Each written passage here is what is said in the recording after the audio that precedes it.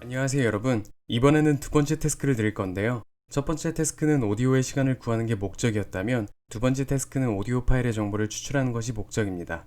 추출할 정보는 총 두 가지로 하나는 오디오 파일의 절대 경로 위치이며 다른 하나는 오디오 파일을 전사한 텍스트 정보입니다. 이번 태스크 또한 대량의 오디오 파일을 다룰 때 꽤나 유용하게 사용될 수 있는 과제이니 꼼꼼히 풀어보시길 바랍니다. 두 번째 태스크, 데이터 폴더에 존재하는 모든 오디오 파일의 절대 경로와 전사 텍스트 정보를 저장하시오. 이때 참고하실 진행사항은 다음과 같습니다. 1. 첫 번째 태스크에서 사용한 트레인 폴더를 이용하세요. 2. 트레인 폴더에 있는 모든 오디오 파일의 절대 경로와 텍스트 파일에 적힌 문장을 추출하여 saved.txt라는 텍스트에 저장하세요. 예를 들어 01.wave와 01.txt가 있고 01.wave의 절대 경로는 pass to the 01.wave이고 01.txt의 문장은 나는 학교를 간다 라고 할게요. 이때 절대 경로 정보는 첫 번째 열에, 문장 정보는 두 번째 열에 다음과 같이 적습니다. 3. saved.txt는 배쉬 스크립트가 실행되는 위치에 자동 생성합니다. 4. 절대 경로와 문장 사이의 딜리미터는 탭을 사용합니다.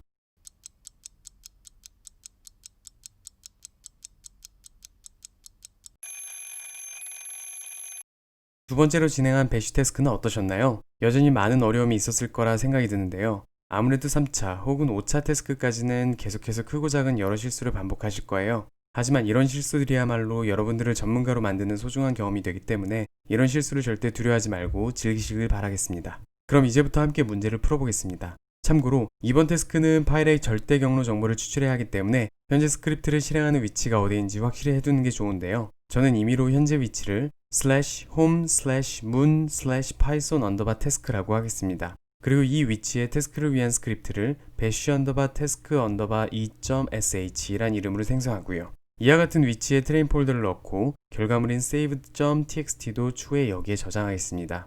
제일 처음에는 쉬뱅을 작성하고요. 그리고 필요한 변수명들을 작성합니다. 이번에 생성할 변수명은 총 4가지인데요.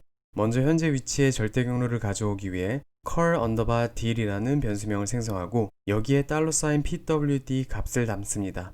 참고로 유닉스 쉘에서는 환경 변수라고 해서 대문자로 된 변수명에다가 특정 변수 값을 미리 지정해두고 있는데요. 사용자는 대문자 변수명 앞에 $을 이용해서 필요에 따라 이런 변수 값들을 바로 사용할 수 있습니다.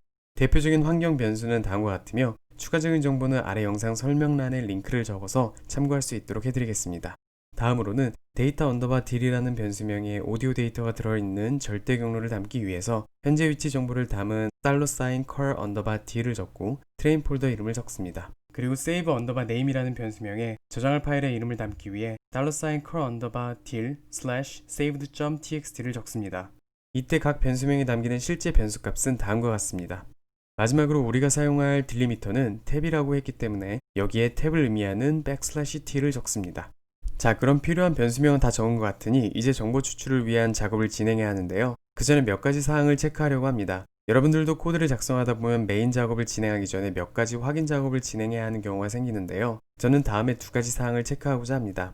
첫 번째로 이전에 미리 저장된 saved.txt가 있는지를 확인할 거고요. 두 번째로 정보를 추출하고자 하는 트레인 폴더가 존재하는지를 체크하고자 합니다. 결과물 파일 이름의 존재 여부를 체크하는 이유는 새롭게 생성하는 파일이 이전의 동일 파일에 쓰이게 되면 최종적으로 결과물이 오염될 수도 있기 때문입니다.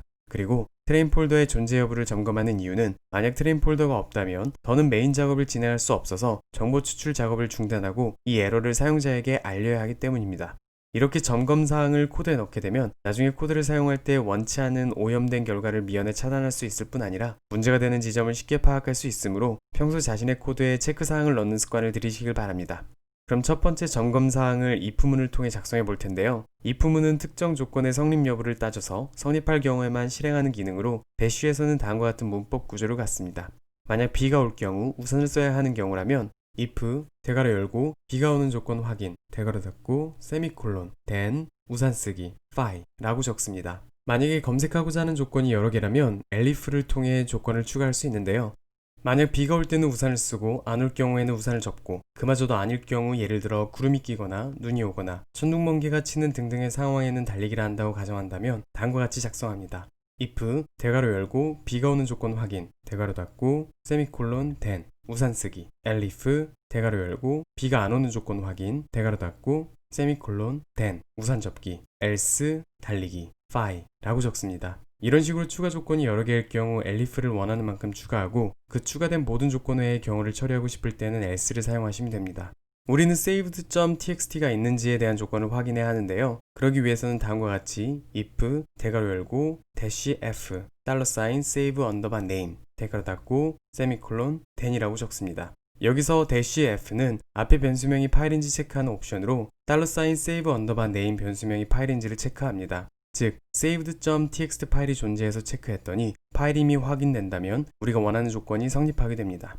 이렇게 if문을 통해 saved.txt가 이미 생성되었다는 것을 확인했다면 우리는 이 파일이 존재한다는 것을 사용자에게 알리고 삭제함으로써 새롭게 생성할 저장 파일이 오염되지 않도록 합니다. 물론 미리 생성된 파일을 지우기 싫다면 다른 방법을 취해도 되지만 저는 rm이라는 명령어를 통해 삭제하도록 하겠습니다. 그리고 touch라는 명령어를 통해 빈 saved.txt를 생성하도록 하겠습니다. 참고로 touch는 원하는 이름으로 빈 파일을 생성하는 명령어입니다. 이젠 두 번째 체크 사항인 트레인 폴더의 존재 여부를 확인해야 하는데요. 역시 if문을 통해 다음과 같이 if 대괄호 열고 느낌표 -d $data_til 대괄호 닫고 세미콜론 then 이라고 적겠습니다. 여기서 -d는 앞에 변수명이 디렉토리인지 체크하는 옵션이며 느낌표는 앞에 작성한 조건이 반대인 경우를 의미하는데요. 이는 $data_dir가 폴더가 아니라면 if문 조건을 만족하게 됩니다. 이렇게 적은 이유는 우리가 정보를 추출하고자 하는 트레인 폴더가 없다면 더 이상 코드를 진행할 의미가 없기 때문에 단순히 트레인 폴더가 없는 조건만 체크하면 되기 때문입니다. 만약 트레인 폴더가 없다는 조건을 만족했다면 이 문제는 꽤나 심각한 문제이기 때문에 사용자에게 이 사실을 알리고 exit 명령어를 통해 코드를 종료합니다. 이때도 단순히 $data_dir이 없습니다 라고 적기보다는 현재 사용자의 위치 정보를 함께 출력해서 사용자가 현재 위치를 수정할 수 있게 도와준다면 더 좋을 것입니다. 물론 대괄호 열고 -d $data_dir 대괄호 닫고 이라는 조건으로 먼저 트레인 폴더가 있는지 확인할 수도 있는데요. 이럴 경우에는 없는 경우를 찾기 위해서 추가적으로 elif나 else 조건을 적어줘야 하므로 코드가 길어지게 됩니다. 따라서 없는 경우를 검색할 때는 느낌표를 사용하여 코드의 길이를 줄여보세요.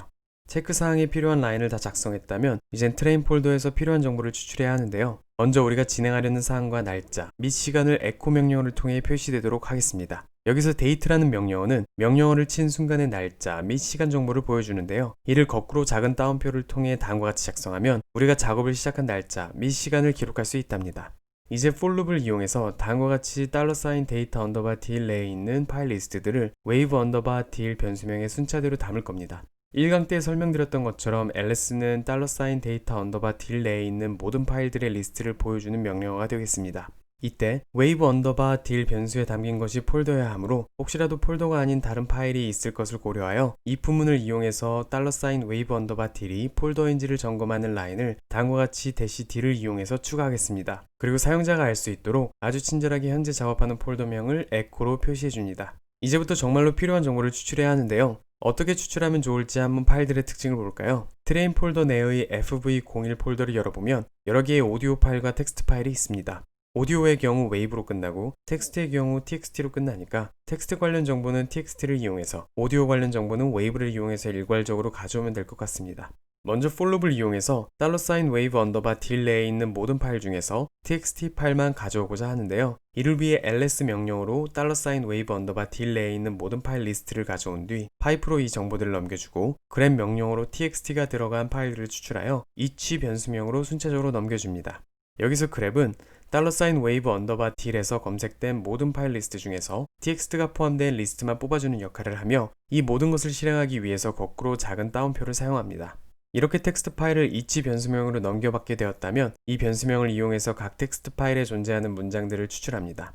cat은 텍스트 파일의 내용을 출력해주는 명령어로 이를 이용해서 $each 변수명 파일의 내용을 txt_sent 변수명에 담습니다. 이때 텍스트의 파일은 현재 코드가 실행되는 위치를 기준으로부터 검색해 나가야 하므로 $data_dir $wave_dir $each와 같이 텍스트의 경로를 적어 주어야 합니다. 텍스트 정보 추출이 끝났다면 오디오 파일의 절대 경로를 가져와야 하는데요. 다행히도 텍스트 파일과 오디오 파일의 이름이 확장자명을 제외하고 같으므로 현재 each 변수명에 담긴 파일명에서 txt를 wave로만 치환해서 오디오 파일명을 가져오도록 하겠습니다. echo를 이용해서 $each 변수명을 출력하고 이를 파이프로 넘긴 뒤 set를 이용하여 txt를 wave로 치환합니다. 그리고 이 결과물을 wave_name 변수명에 담겠습니다.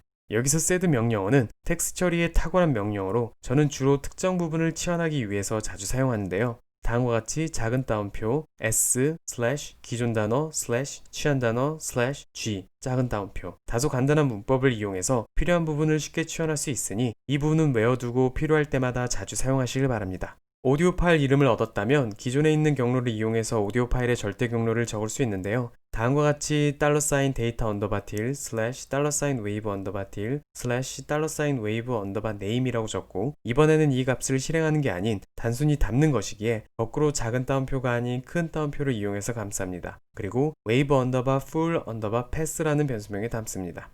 이로써 필요한 정보들은 다 추출했는데요. 이젠 이것들을 정리해서 saved.txt에 저장하고자 합니다. 먼저 echo를 이용해서 오디오의 전체 경로를 적고 탭으로 띄워준 뒤 오디오 파일의 전사 내용을 적어야 하는데요. 이를 위해서 echo로 다음과 같이 명령어를 작성하고 -e 옵션을 사용해줍니다. 여기서 -e는 echo 사용 시 백슬래시를 읽어드리는 옵션으로 앞에서 우리가 정의한 딜림 변수명에 담긴 \t를 단순 글자가 아닌 탭으로 읽도록 해줍니다. 그리고 echo로 출력한 문장을 두 개의 꺽쇠를 이용해서 $save_name 변수명에 저장하는데요. 이때 꺽쇠가 하나일 경우 덮어쓰기가 되고 두 개일 경우 이어쓰기가 되므로 지금처럼 계속해서 for 룹을 돌면서 echo에서 출력한 문장을 이어붙여야 할 경우 꼭 꺽쇠가 두 개가 되도록 해줘야 합니다.